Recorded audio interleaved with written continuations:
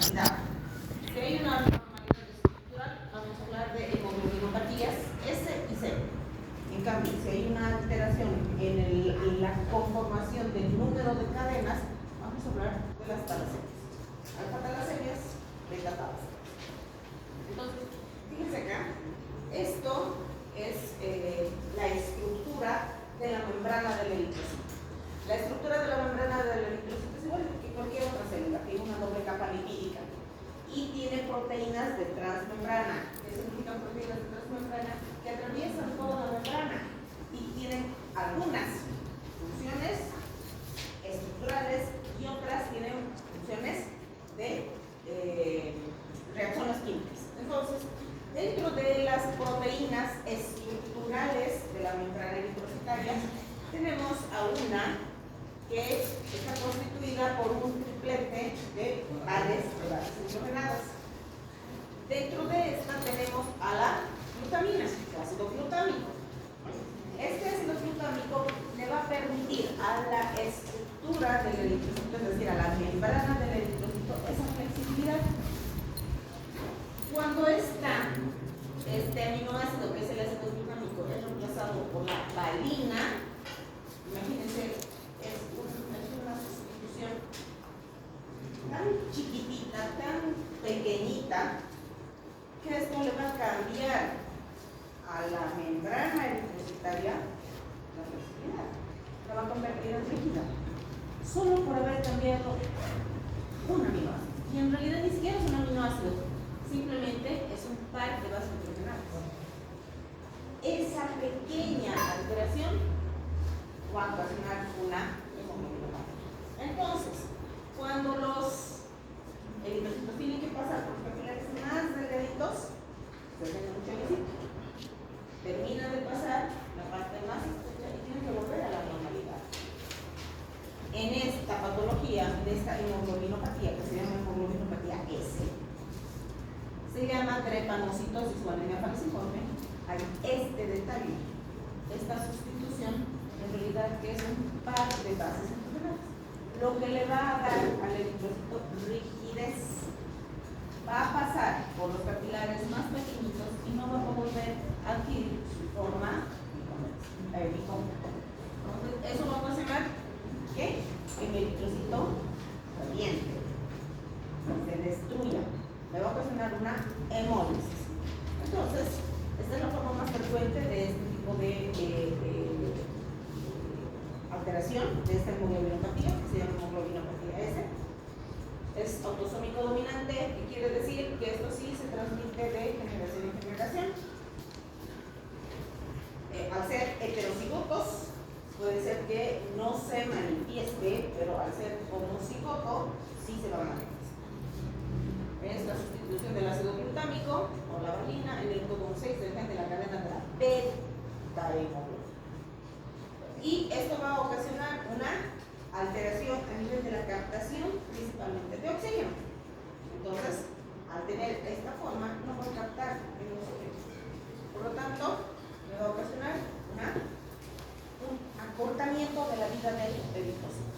Y obviamente va a tener una afinidad por el oxígeno distinta.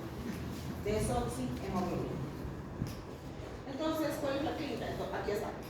Al ser un padre no afectado, pero portador, porque es heterocigoto, con una madre portadora, también heterocigota, el 50% de la descendencia marcadores, 25% sano y 25% enfermo. Entonces, como esta patología ocasiona hemólisis, lo más importante acá es la destrucción de los eritrocitos en la primera fase.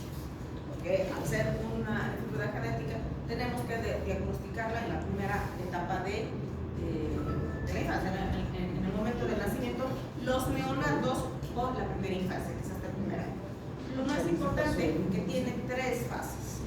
La fase estacionaria, donde hay un síndrome hemolítico moderado, el paciente está histérico, el bebé está histérico, pero no hay más, digamos, alteración que eso. Sí puede haber un hiperesplenismo y eso puede estar ocasionando, además de anemia, una pancitopenia, pero por el hiperesplenismo. En la fase aguda ya hay una anemia moderada y es mucho más importante.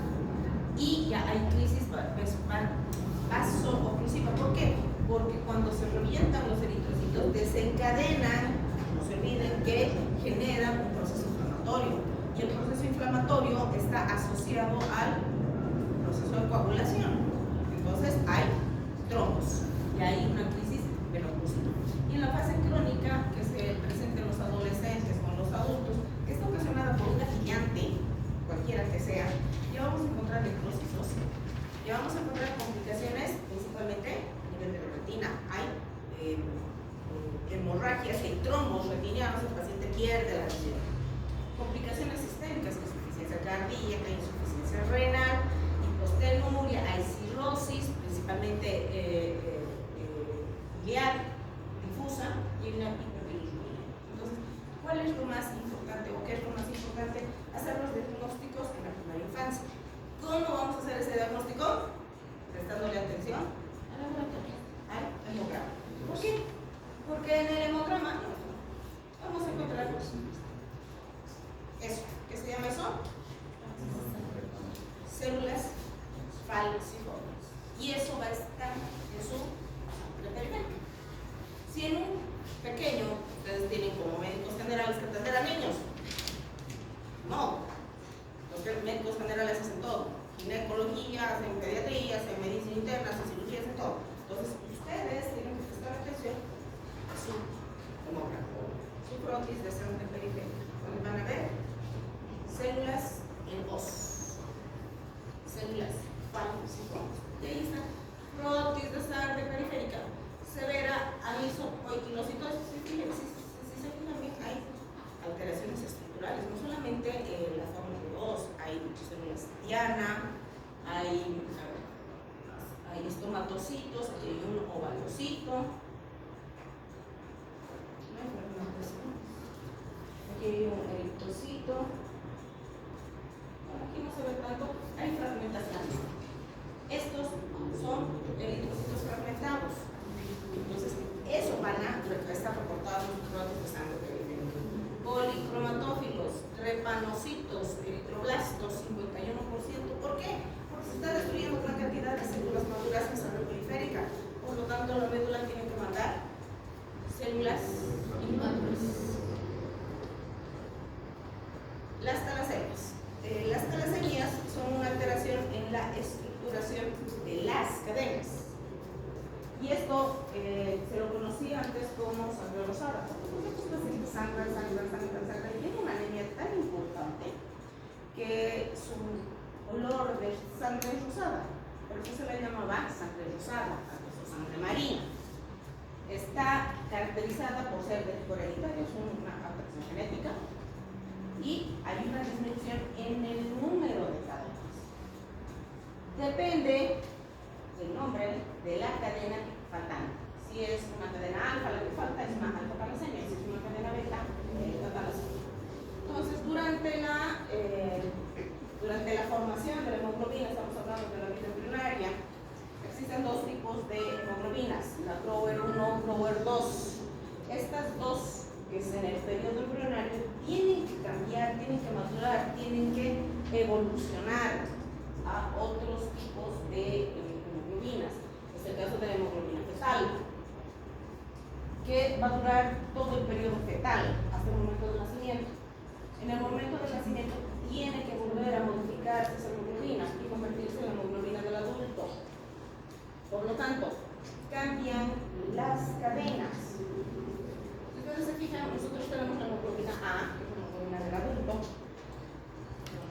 que está caracterizada por dos cadenas alfa, dos cadenas beta. Esa es la estructuración de una hemoglobina normal. Les decía, la hemoglobina fetal es la hemoglobina durante el periodo fetal, el último periodo de gestación. Por lo tanto, esta está constituida por una cadena, dos cadenas alfa, dos cadenas beta. Entonces, el resto queda después del nacimiento, pero es sustituida la cadena beta por la cadena beta. Entonces, este A2 representa el 2 a 3% de nuestra hemoglobina. Es normal, no hay clínica. no hay patología, es normal.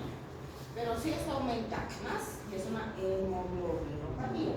¿Por qué? Porque esta cadena no ha podido ser reemplazada por esta otra, por cualquier causa. Luego tenemos la hemoglobina S, que les acabo de explicar que es la sustitución de un aminoácido. La hemoglobina C es la sustitución de otro aminoácido, en este caso la lisina, que es reemplazada por el ácido glutámico en la cadena beta de la hemoglobina. Y esto va a ocasionar la enfermedad de la hemoglobina C. Tenemos la hemoglobina de Barr y la hemoglobina H, que son dos patologías con una mortalidad elevada. La hemoglobina A de Barr es una hemoglobina incompatible con la vida. Es incompatible con la vida, pero sí puede llegar a término la gestación. En cambio, la hemoglobina H sí puede vivir la primera etapa, pero es transfusión tras transfusión en el paciente. Entonces, no es calidad de vida. Entonces, acá tenemos a las cadenas, la alfa-talasemia, esto lo estamos tocando por las tapas. Esto es un libro así. Entonces, la alfa-talasemia está ocasionada por una alteración en la estructuración de la cadena,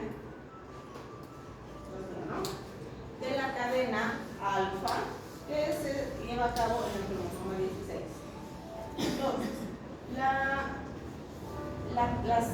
los genes que constituyen esta cadena son 4. 2 y 2. Entonces, su fenotipo, vamos a un poquito hacia atrás, el fenotipo es lo que nosotros vemos y el genotipo es lo que nosotros cargamos, que no se ve, es nuestra carga genética. Entonces, genotípicamente son 2 genes alfa, genotípicamente, y fenotípicamente es nuestra hemoglobina normal. Cuando hay la ausencia de un gen en cada cadena, como es heterocigoto, entonces es la manifestación de un gen más el otro completo. Entonces, como hay 3 genes que están reemplazando a esa cadena, entonces la clínica, chao, es asintomática y el diagnóstico es muy casual. Cuando un paciente llega, por ejemplo, a la consulta y quiere un preempleo, un análisis para entrar a un empleo, entonces uno ve, dice, es una anemia microcítica hipocrómica.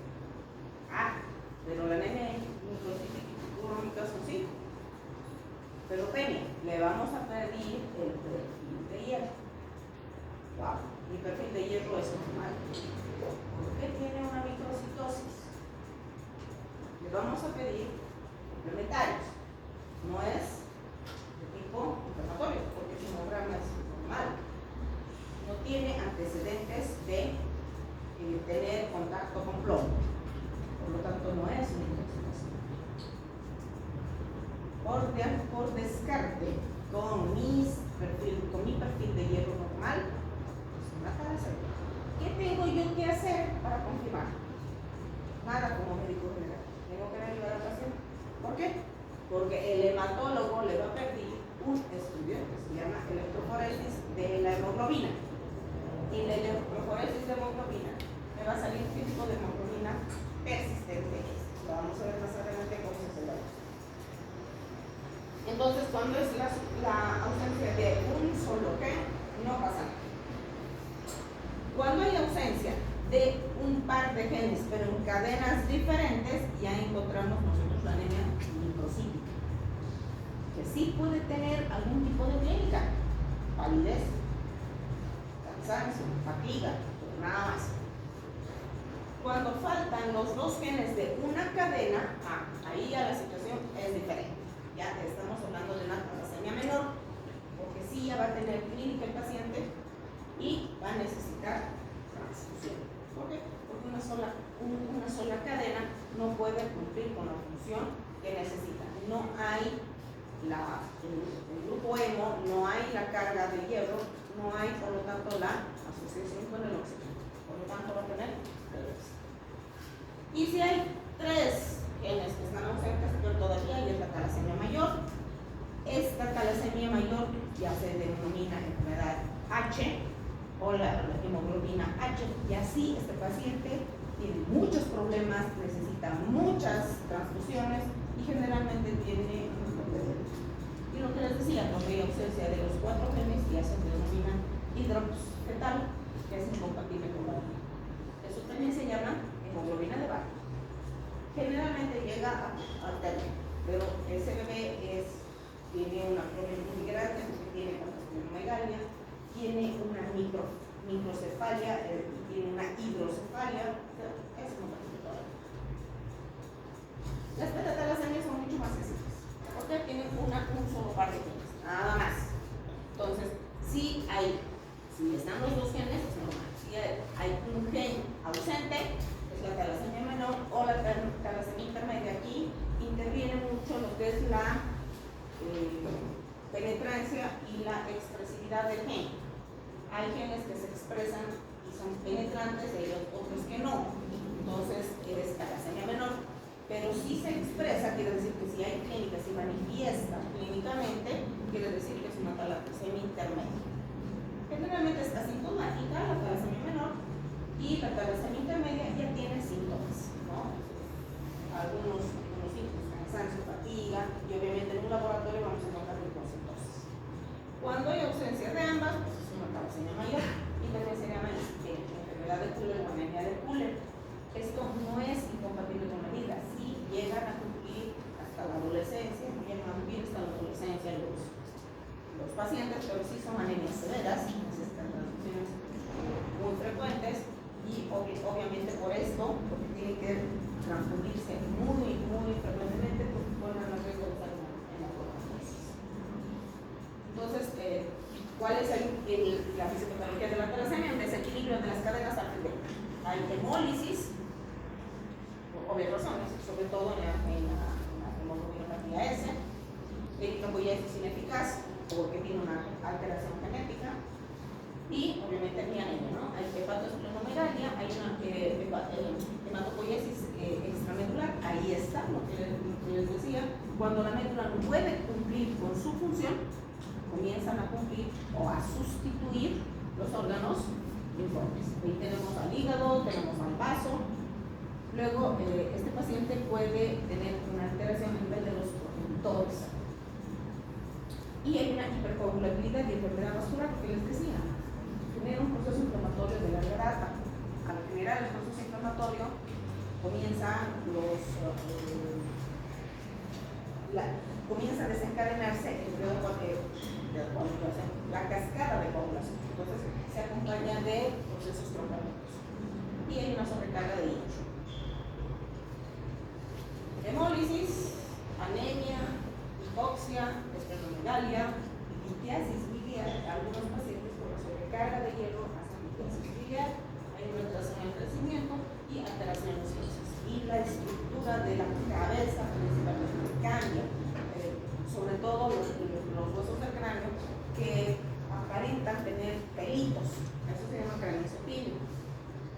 La acumulación de hierro ocasiona a nivel cardíaco, insuficiencia, arritmia, a nivel del hígado, una hepatitis, una cirrosis, y a nivel de las glándulas endócrinas, diabetes, hipotiroidismo, hipogonadismo. Entonces, son pacientes que tienen muchos problemas. Entonces, esta es la radiografía de la radiografía de abdomen, donde nosotros vamos a ver en este vaso tan grande, y esto que ven, estos puntitos son microtrombos.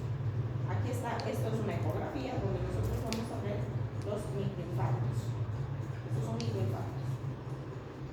Bueno, esto ya lo hemos visto, ¿no? Entonces, colecistitis, colelitiasis, hepatitis, una hepatitis autoinmune, hemosiderosis, oclusión vascular, secuestro hepático y colestasis. Y esto es lo que les decía. Cambia la estructura, la posición de los huesos, protruyen los huesos de los pómulos, y esto es lo que les decía, el cráneo cepillo. Aquí no se ve muy bien, pero aquí sí. Aparenta como si le salieran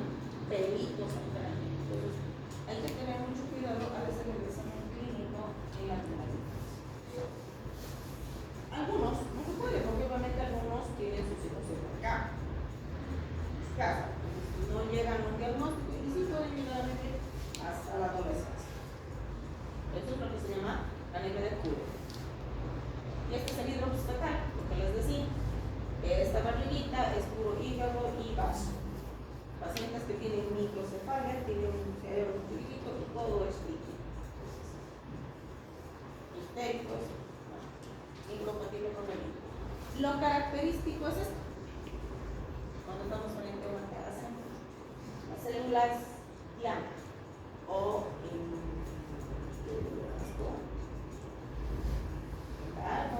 como el árbol donde el suelo no hay queso.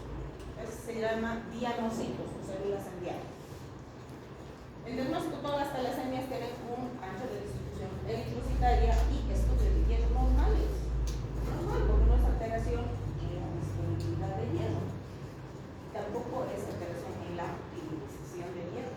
Es falta de formación de hemoglobina. Solo las talasemias con déficit de 3 genes tienen reticulocitosis. Tiene que ser una talasemia mayor o una alfa talasemia mayor. Una beta talasemia mayor o una alfa talasemia mayor. Prueba para diagnóstico, electroforesis de proteína. Es decir, ¿qué es la electroforesis de proteína? Voy a explicar un poquito. La prueba más precisa es el cariotipo, porque el cariotipo nos va a decir aquí está el problema. Entonces, ¿qué es la electroforesis? La hemoglobina es una proteína y para poderla descomponer se pone un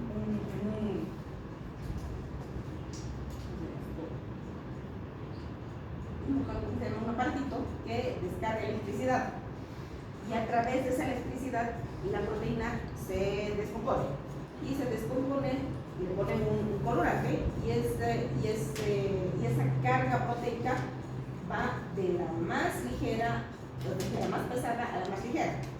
Entonces sigue una curva. Entonces tengo aquí.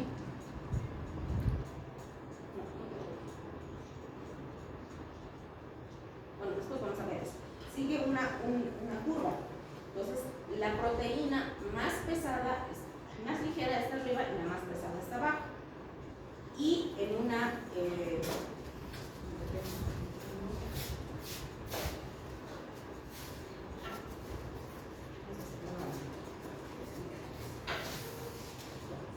entonces, en ese aparatito, juro que no me acuerdo qué se llama,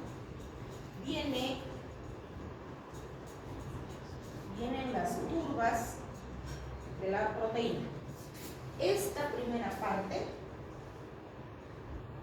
son las cadenas alfa y beta. Estamos hablando de la hemoglobina. Esta de acá es la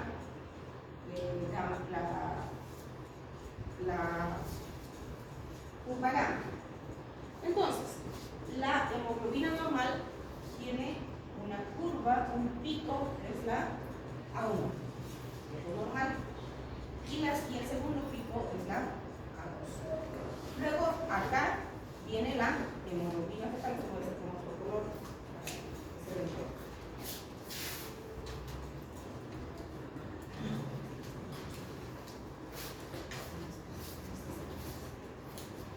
Entonces, esta de acá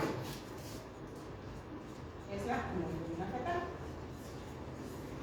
Cuando se somete a una electroforesis de proteínas, como les decía, es como una cajita a la que se le da electricidad, entonces se descomponen sus distintos pesos. Las más pesadas están acá y las más ligeras acá. La hemoglobina A tiene una carga muy ligera, por eso llega hasta acá arriba. En cambio, la fetal y lo demás es nada. Entonces, de acuerdo a cómo se manifiesten las proteínas en esta cadena, se va a determinar qué tipo de curva va a tener. Y esto es importante porque nosotros vamos a ver las curvas en la parte gamma, donde vamos a ver a las gamopatías.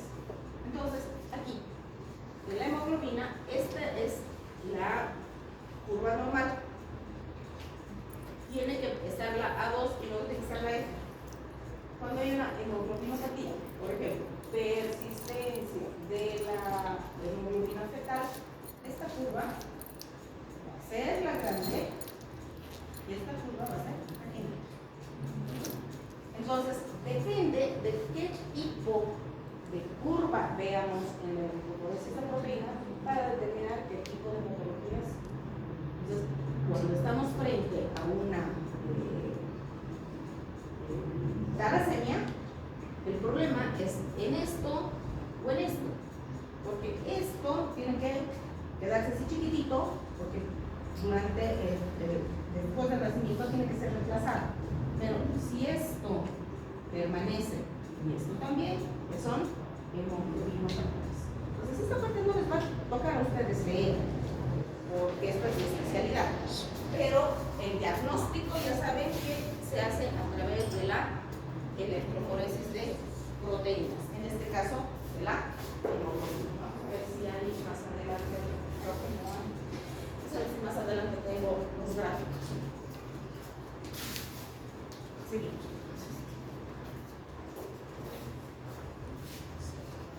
Bueno, les decía, estas son las células enviadas. Esto es típico de una talasemia. Ahí están las células, los mianocitos. Y obviamente esto se llama poimilocitosis y en su frotis de sangre periférica va a estar.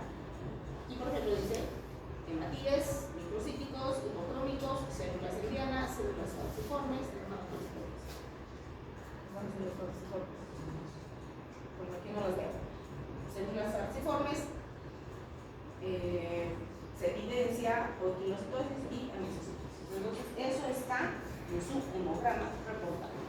Pero si ustedes no saben qué cosa es una célula herediana, una célula falciforme, no le van a dar bola. ¿Y qué le van a decir? Transfundan al paciente. Entonces, ese es lo más característico. Las células diana y obviamente las células falciformes en el caso de una talasemia. Este es mi cuadrito para que ustedes vean los diagnósticos diferenciales. En una anemia ferropénica todo está bajo excepto esto, que es la transferrina. En la talasemia todo es normal. En la anemia sideroblástica todo está alto. Y en el único lugar donde tenemos problema es para leer e interpretar la parte del proceso inflamatorio, porque no es un patrón que se siga. Y eso es lo que está acá. Este es un tip que les voy a dar para esos diagnósticos diferenciales. Primero, tenemos que saber que cuando estamos frente a una anemia, lo primero que tenemos que ver es el rendimiento ciclométrico. Es lo primero que nos tenemos que fijar. Cuando estamos en una hemoglobina baja, no en una hemoglobina normal, en una hemoglobina baja. Hemoglobina baja. Y mi volumen corpuscular medio bajo. Igual, microcitosis. Si yo tengo una hemoglobina baja y una microcitosis, a lo primero que tengo que recurrir es a mi perfil de hierro. Y ese me va a ser diagnóstico diferencial. En una anemia ferropénica, que es lo primero que yo tengo que pensar, en una anemia ferropénica todo está bajo, excepto la transferrina. ¿Por qué? Porque esa transferrina, que tiene 3 llantitas o 2 llantitas, no libera el hierro, se queda con el hierro y va en busca de el hierro por todo lado. Si no hay hierro disponible, no libera ese hierro. Por lo tanto, mi transferrina está alta. Mi porcentaje de saturación o mi porcentaje de fijación está alto. Si por el contrario, bueno, dejemos por descarte a la inflamatoria. Si yo tengo una microcitosis y quiero hacer diagnóstico diferencial de la ferropenia, ¿qué tengo que fijarme? ¿Qué? Si yo estoy frente a una microcitosis y estoy pensando en una ferropenia, pero para descartar, ¿qué tengo que fijarme en un proceso inflamatorio? Me costamos mucho. PCR, pero antes en mi hemograma, ¿qué me voy a fijar? Leucocitosis. La leucocitosis con la neutrofilia me hace diagnóstico. Si mis leucocitos están normales y yo tengo microcitosis, no es proceso inflamatorio.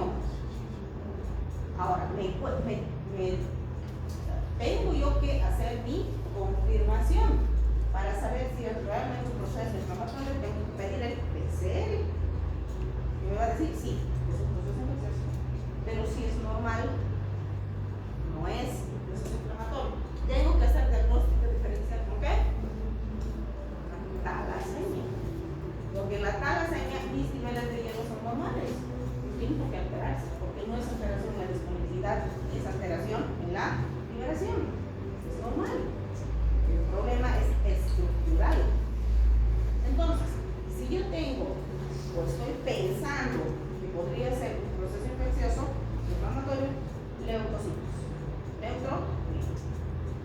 Ya tengo dos diagnósticos en bandeja. Tengo que seguir analizando. Si por el contrario mis niveles de hierro son normales, decía, es una talasemia.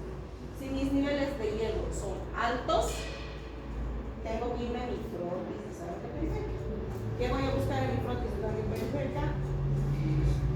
Mis siderocitos o sideroblastos, mis anillos, mi punteado basofílico o mi depósito de hierro alrededor del núcleo.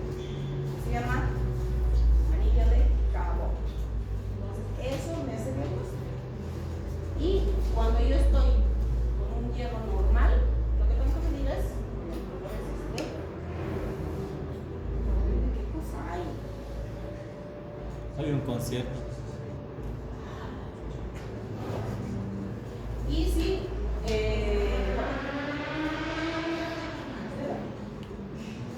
si puedo, si está a mi alcance, si estoy en un hospital de tercer nivel, ya puedo ir pidiendo biogenética. Eso que me va a determinar en realidad mi diagnóstico definitivo. Tips. Que no debería dar sustancias, no deberían razonar. En una hemoglobina baja y mi volumen corpuscular medio bajo, lo primero que tengo que pensar es una ferropenia, es lo primero que tengo que pensar. Entonces, ¿qué tengo que buscar? Ferritina. La ferritina no solo sirve para ver los niveles de hierro, sirve también como reactante de segura. Por eso cuando nosotros estábamos en COVID, nosotros utilizamos la ferritina para saber si ese paciente estaba enfermo o estaba en recuperación. Es un reactante de segura. Entonces, ¿cómo voy a encontrar mi ferritina en una ferropenia baja? ¿Qué es la ferritina? Depósito de hierro.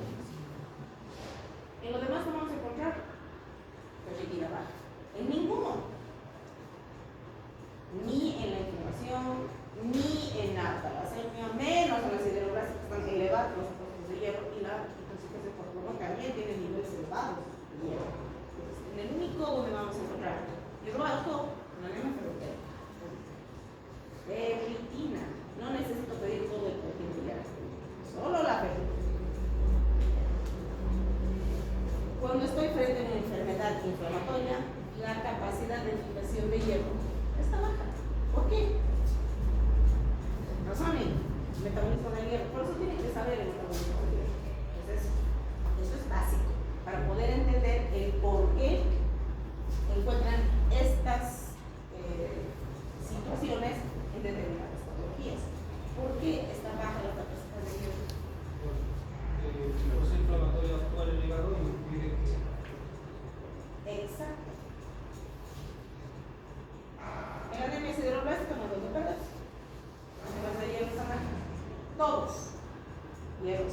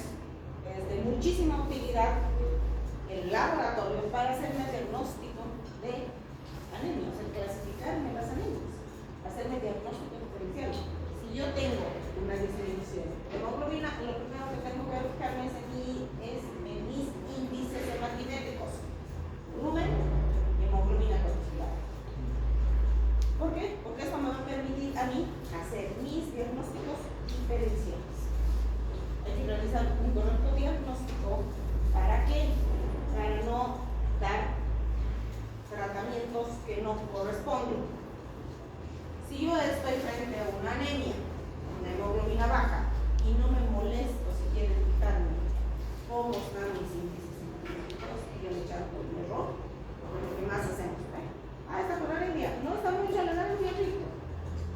Y sorpresa, había sido una anemia sideroblastica. ¿Qué le voy a hacer? Voy a terminar de liquidar. Entonces, no alterar por dar.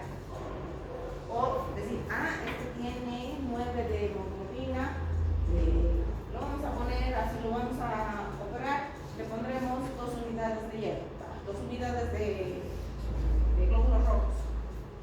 Va a elevar su hierro, y si es una anemia sideroplástica, lo van a terminar de liquidar. No se fijaron que el pobre desgraciado tenía un proceso inflamatorio. Ustedes le van a dar, lo van a transfundir, le van a dar hierro, cuando su único problema se lo podría solucionar con los antiinflamatorios. Tienen que hacer diagnóstico para no cometer errores en los tratamientos.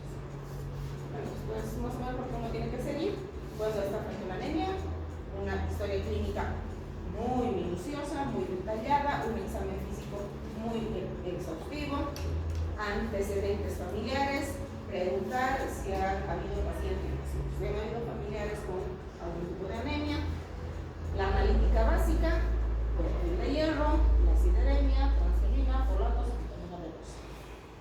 Pero hemos visto que las talasemias,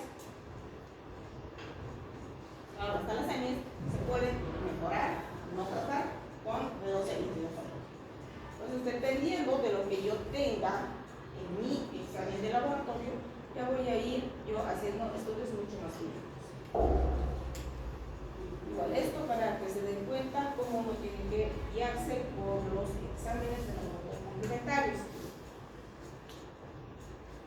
Y no hay paz sin problemas, descanso sin esfuerzo, risas sin salud, victorias sin luchas. Pónganse a estudiar. Vamos a ver lo siguiente, que es las anemias normocíticas.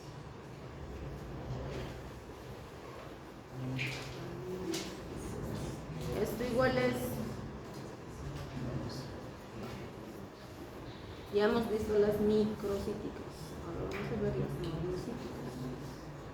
Esto ustedes lo van a tratar en emergencia, pues son emergencias. De acuerdo al sitio donde se lleva a cabo la hemólisis, intravascular, extravascular, y de acuerdo al origen, inmune no inmune. Entonces, es una flor, ustedes tienen que deshojar. Pero este cuadrito se los resume todo. Si ustedes están frente a una anemia hemolítica, lo primero que tienen que pensar es que es una destrucción acelerada con agotamiento de la vitamina. Punto. Eso es el primer concepto que tienen que tener en su cabeza. ¿Cómo se clasifican? En hereditarias y adquiridas. Entonces, vamos a ir a lo más frecuente, que son las adquiridas. Las adquiridas pueden ser inmunes y no inmunes. Entonces, como es todo un collage de lo que tienen que ustedes diagnosticar de forma individual, de forma independiente, entonces, entre las hereditarias, para que no se los olvide, nunca más, están alteraciones en la membrana, formación de la membrana del eritrocito, entonces tienen que saber cuál es su estructura. Alteración en las enzimas, y todas las enzimas forman parte del metabolismo del eritrocito. Las hemoglobinopatías, donde vamos a tener las talasemias, la estructuración de las cadenas hemoglóbicas. Dentro de las adquiridas no inmunes, tenemos un laboratorio que es de mucho valor para nosotros, que es el CUMS, que vamos a hablar. Este CUMS nos permite determinar su cuerpo. Si ustedes piden CUMS y su CUMS es negativo, quiere decir que la causa de su hemólisis es cualquier cosa. Pero si su CUMS es positivo, es que se están generando autoanticuerpos. Entonces, si hay generación de autoanticuerpos, frenan un corticoide. Las anemias inmunes. Autoinmunes, anticuerpos calientes, por decir que es, anticuerpos fríos, IgM, IgA. Aloinmunes, esto van a encontrar muchísimo en las transfusiones. Por eso, La mejor transfusión que existe en el planeta es lo que no se hace. Tener esto, hablo anticuerpos. Esto van a ver rechazo del grupo factor en el grupo ABO y el factor derecho. Y las inducidas por fármacos, que estas todos los días, principalmente con los antibióticos, que no es cuestión de dar nomás antibióticos. Los antibióticos, los antiinflamatorios, algunos medicamentos para el corazón, estos son los que van a producir a los anticuerpos. Los no inmunes generalmente son alteraciones metabólicas, una alteración sistémica del paciente, química, traumas, infecciones. Luego tenemos a la hemoglobinura protostática nocturna, que sí es una inmunológica adquirida.